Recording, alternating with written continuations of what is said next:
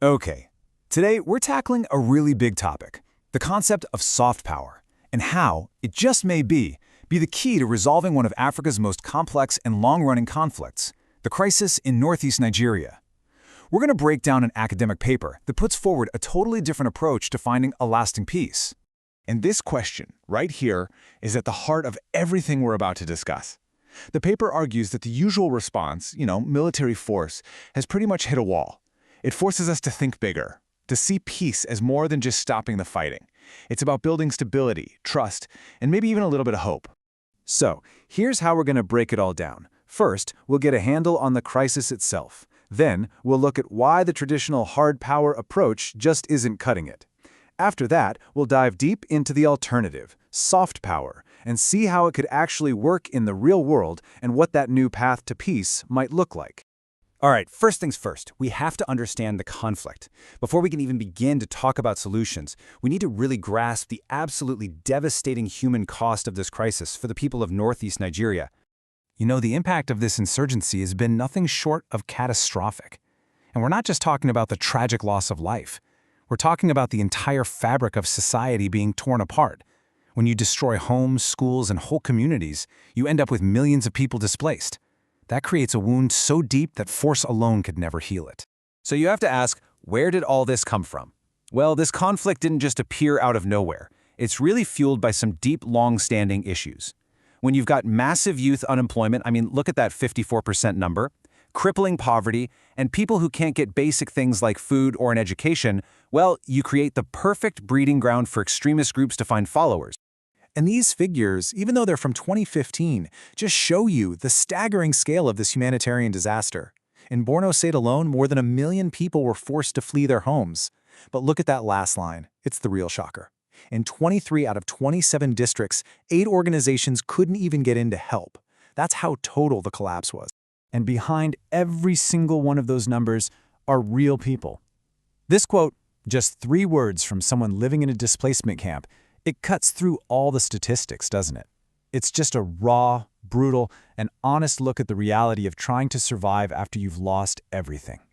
So the natural question is, what's been the response to this crisis? Well, the main approach has been a military one. But as we're about to see, this strategy of hard power is under some serious strain.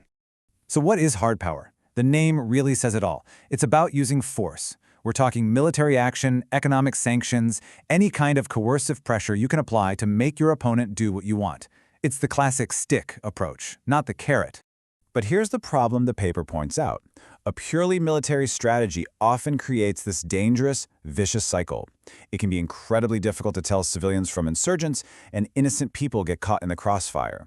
And that doesn't build security. It destroys trust, it fuels anger, and it can even lead to revenge attacks, which just makes the whole situation worse. Okay, so if force has its limits, what's the alternative? This brings us to the core idea of the paper. Maybe it's time to shift from coercion to attraction, to use a completely different kind of strength. This is where the idea of soft power comes in, and it's pretty much the exact opposite of force. It's not about forcing people to do what you want them to do. It's about making them want the same things you want. And that kind of influence comes from the appeal of your culture, your political values, your policies. It's persuasion, not coercion. And this chart just lays out the difference perfectly, side by side. Hard power uses force to demand compliance, and it's all driven by fear. Soft power, on the other hand, uses culture and values to inspire cooperation, driven by attraction. One might get you a temporary change, but the other? Well, the other is aiming for something that actually lasts. So that all sounds great in theory, right? But what does this actually look like on the ground? How could you use this concept to really build peace in northeast Nigeria? Let's get into the practical side of things. The paper lays out this multi-step strategy. It's not just one magic bullet. It's a whole bunch of things working together. You start with dialogue to really understand what people's grievances are. Then you work on rehabilitating former fighters, you create jobs for young people, you provide essential aid, and you work to build trust between different communities. It's about healing the society, not just fighting the symptom. And this part is absolutely crucial. The paper argues this cannot be a top-down thing imposed from the outside. For it to work, you have to engage with local organizations at every single level, from the big international NGOs all the way down to the small, grassroots groups who have the deepest connection and trust with the local people. They are the real key. Now, this is a really fascinating twist.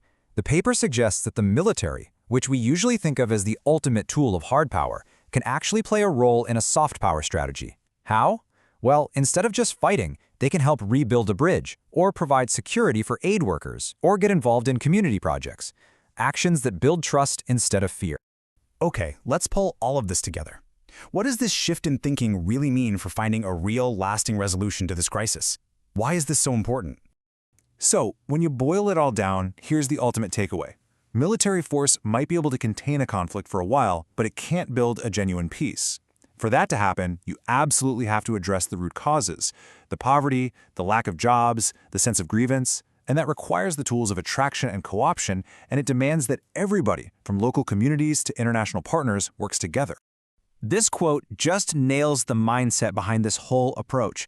It's not about winning some ideological argument or proving who was right or wrong. It's about a practical, down-to-earth desire to just stop the violence and end the suffering. It's about finding common ground, simply for the sake of peace. And that brings us right back to the big, provocative question that's been underneath this entire discussion.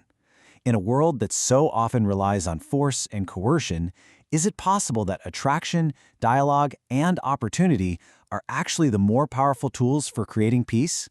That's definitely something to think about.